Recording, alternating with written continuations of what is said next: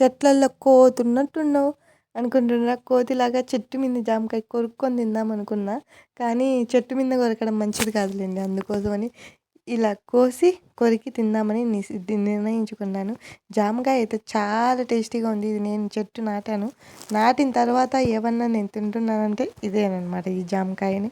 ఎంత బాగుంది, చాలా టేస్టీగా భలే ఉంది. చూడండి, జామ చెట్టుకు ఎంత బాగా పూత వచ్చేసిందో.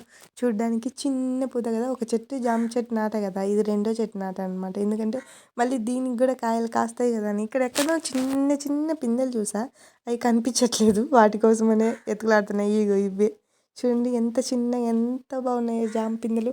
పిల్లలే కాదు, చిన్నప్పుడు చూడడానికి చాలా క్యూట్గా ముద్దు ముద్దుగా ఉండేది. అవి కూడా బాగుంటాయి. ఇవి వచ్చేసి కనకంబరాల చెట్టు అనమాట, కొమ్మ కనకంబరాలు. ఇవి నేను ఇక్కడ నాటాను. చూడండి ఎంత బాగా పూలు పూసి ఎంత బాగుందో. ఇవి వచ్చేసి మా మామిడి చెట్లు అనమాట. చూడండి, మామిడికాయలు అయితే అస్సలు లేవు ఈ సంవత్సరం, బాగా కాయలేదు. కాసినవి కోసేసాంలేండి. మళ్ళీ మామిడికాయలు వీడియో పెట్టానుకో, మా ఆయన ఏం లేదు అడుస్తూ ఉంటాడనమాట. నేను చెట్టుకి మామిడికాయలు వస్తుంటే నువ్వు వీడియో తీస్తున్నావని. అందుకని మామిడికాయలు వీడియో అయితే పెట్టట్లేదు. చూడండి, జామ చెట్టుకు గుత్తులు గుత్తులుగా చాలా బాగా కాసాయి కదా. చూడడానికి భలే ఉన్నాయి కదా. నాకైతే బాగా నచ్చేసాయి. పోయేటప్పుడు మాత్రం రమ్మ పల్లెటూరు పిల్ల ఫాలో అవుతుంది. చిన్న లైక్